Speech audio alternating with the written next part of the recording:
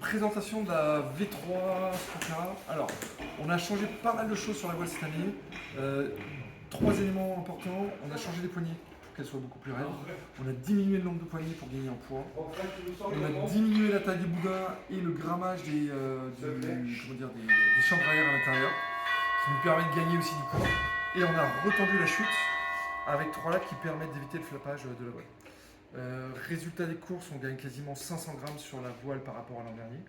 Et en fonction de la taille de la voile, on n'a pas la même puissance.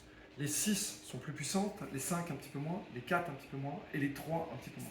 Ce qui permet qu'en fonction des conditions, quand le vent est léger, on a plutôt tendance, au lieu de créer une 7 mètres ou une 8 mètres carrés, on garde une voile qui est relativement compacte, en 6 mètres carrés, mais avec un fond de puissance beaucoup plus important qui permet de partir plus tôt.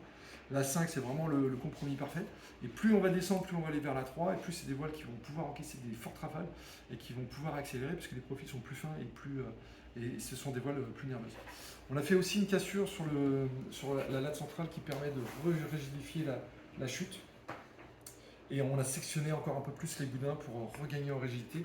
Donc finalement, on a une voile qui est plus rigide, qui est plus tendue par rapport à l'an dernier, ce qui fait que au niveau du pumping, on a une sensation différente. Il faut plus pomper sur des petits à-coups, clac, clac, clac, que de faire des grands mouvements pour pouvoir générer de la puissance. Et puis, essayez-la chez Surfshop, vous verrez, c'est juste une tuerie.